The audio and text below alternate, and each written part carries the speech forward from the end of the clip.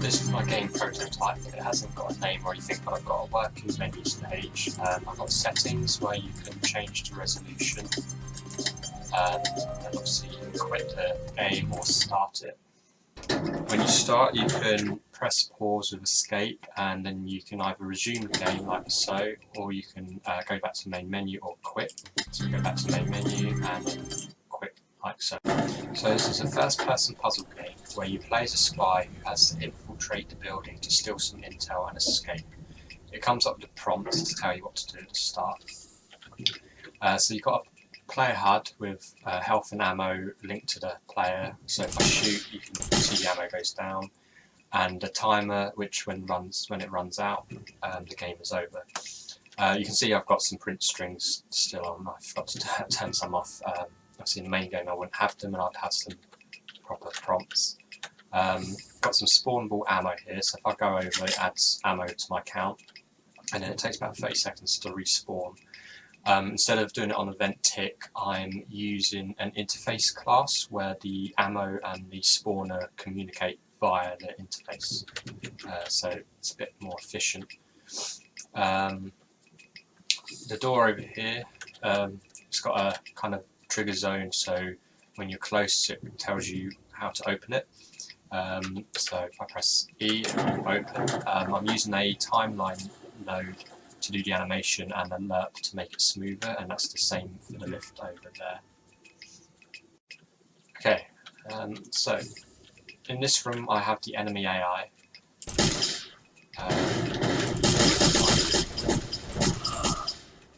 So yes, the enemy AI has a behaviour tree where it has patrolling sequence and the chase the player sequence. So obviously it's based on if it can see the player or not, with the AI perception. So it's using an AI controller for that. So yeah, if it sees the player, then it will obviously chase and shoot them, and otherwise it will just randomly patrol. It also, once it loses the player, it will go to the last place it saw the player before randomly choosing a point in the nav mesh. So just now you saw I could pick up health to restore my health, and I can also pick up a new weapon. When that happens, as you can see, it adds the ammo for that weapon onto the HUD, and it changes to the weapon type. So if I shoot, you can see it acts differently because I'm using the I can then switch the weapon back using a scroll wheel or button press. So now I'm back to my normal ammo. Here's more spawnable ammo, so I'll walk over that. We'll come back to that in a minute, and you can see it's respawned. So I've still obviously got some of the line traces on just for testing purposes. One issue I have is the health bar doesn't go down straight away when shooting the enemy, which you'll see in a minute for the other one. Just need to get some more ammo. Yeah, it's about a 30-second timer for this one. I didn't want the player to stock up too much. So there we go, it's respawned. So hopefully I should have enough to kill this enemy.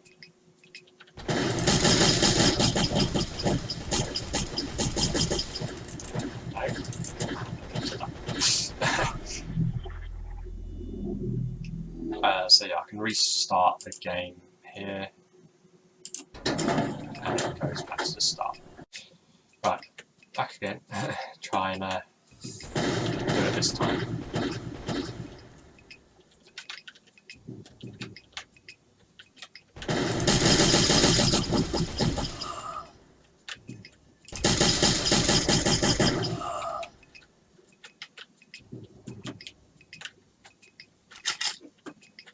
So this last enemy is holding the keycard to open the door, because if I go to the door now, it says it's locked and it won't let me input any commands. So hopefully I can get him. So as you can see, the health bar wasn't quite working right, but then I killed him quite quickly when it did work. So once he dies, he drops the keycard, which if I go over, you hear the sound that I've picked it up. I can open the door. So health pack. Oh, here we go. The no weapon exists. So because I've not picked up the grenade weapon, it doesn't recognise it, so it won't let me get the grenade. So I'll quickly run and grab that. I'll get some more ammo. So now you can see in the bottom right that I've got the grenade weapon. So it should let me pick it up. There we go. And now I should be able to open the door. There we go, so it's changed the text to let me open it.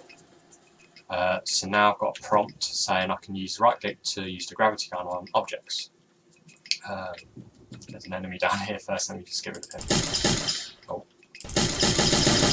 Yeah, that's another problem, that sometimes the enemy will just stand there rather than patrolling. I'm not sure why that is.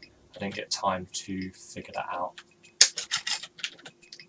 Some more of that.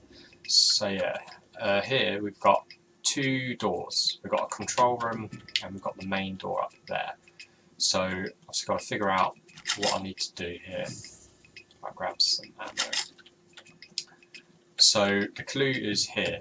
You've got this kind of weird tree-like thing with a glass front, which is a material that I made. And you can see some chairs piled up. So that's the clue. So you think, okay, what if I put more chairs in there for fun using the gravity gun? This is can be a bit tricky, but I try to balance it to make it easy to do. So that one missed.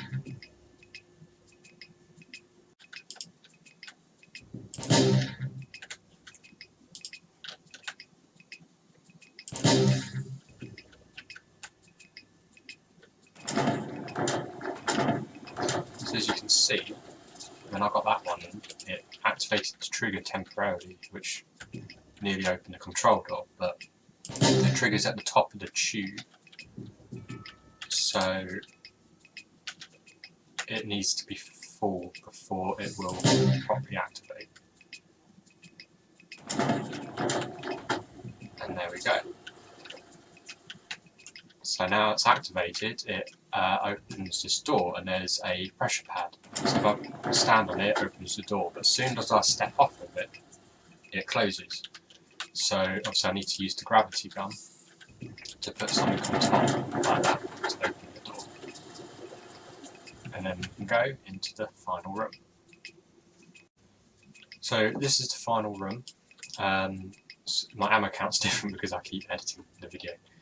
So in here you've got the intel in the middle with a suspicious red area, and you've got these weird looking turret things. So at the back here obviously you've got different ammo, so I can just try and pick them up like so. See grenade weapon, so I can pick that up. Get those. So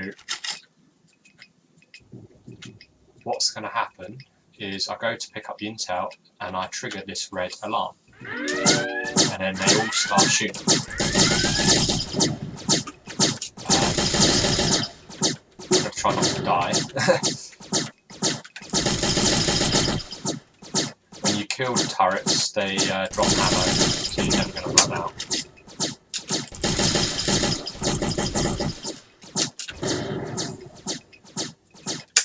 There is a funny little glitch where they can shoot and kill each other, which originally I was going to get rid of, but I thought it was kind of amusing because they are just programmed to shoot, so a smart player could get them to kill each other.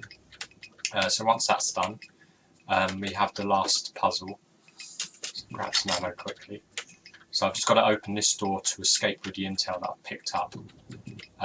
So this is a colour changing pad, so they all start red, but as soon as I shoot one, it goes blue, but it also changes its neighbour's colour. So I can change it back to red. If I shoot the middle one, it shoots all of them, like that. So the player has to figure out how to turn them all blue. So the pattern is like this. And when you solve it, you hear the puzzle solved sound and it blows up. and then when you go through the door it prompts you to exit the lift to complete the mission. The lift is normally at the bottom, but because I started the game later, glitched out, and then you win.